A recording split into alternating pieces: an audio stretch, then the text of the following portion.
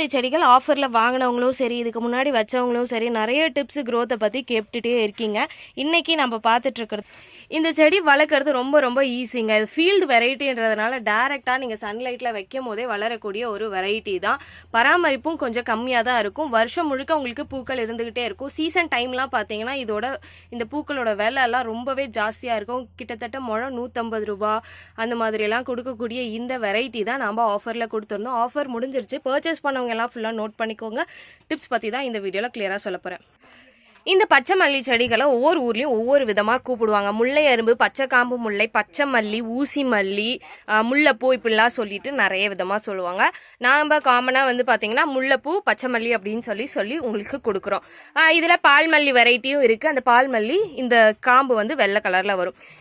இது நீங்கள் மாடி தோட்டத்தில் கட்டாயமாக வச்சுக்கலாம். உங்களுக்கு டைரெக்டான வெயிலே வரக்கூடிய இந்த பூச்செடி தான். ஸோ பார்த்தீங்கன்னா ப்ரூனிங் கரெக்டாக இருக்கணும். ப்ரூனிங் எப்போ பண்ணணும் அப்படின்னு பார்த்தீங்கன்னா தீபாவளிக்கு முன்னாடி, ஆஃப்டர் பொங்கல், இந்த 2 சீசன்லேயுமே நீங்கள் ப்ரூனிங் பண்ணிங்கன்னா பூக்கள், மொட்டுக்கள், அரும்புகள் நிறைய எடுக்கிறதுக்கு ரொம்பவே அதிகமான சான்சஸ் இருக்குது. மாடி தோட்டத்தில் வைக்கும் போது இதோட தொட்டி அளவு பார்த்தீங்கன்னா ஒரு 14 இன்ச்சு தொட்டி. க்ரோ பேக்குன்னு பார்த்தீங்கன்னா 18 இன்ச்சு க்ரோ பேக் வச்சுக்கோங்க. மண் கலவை, செம்மண் ஜாஸ்தி பங்கு இருக்கிற மாதிரி பார்த்துக்கோங்க. இது கூட மண்புழு உரமும் கோகோபிட்டும் ஆட் பண்ணிக்கோங்க. உங்களோட வெயில் காலத்தை பொறுத்து கோகோபிட் தண்ணியை, ஈரப்பதத்தை நல்லா தக்க வச்சுக்கிறதுக்காக தான் அந்த கோகோபிட்டு.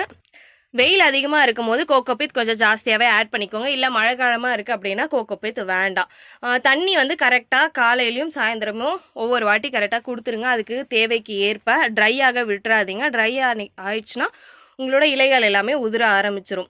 ஸோ இதுதான் இப்போதைக்கு பேசிக்கான டிப்ஸ் இந்த பச்சை மல்லியை பற்றி. இதுக்கு என்னென்ன ஃபெர்டிலைசர் கொடுக்கலாம், எந்தெந்த டைமிங்கில் கொடுக்கலாம் அப்படின்னு சொல்லிட்டு ஒரு ஷார்ட்ஸ் வீடியோவாக அப்டேட் பண்ணுறேன்.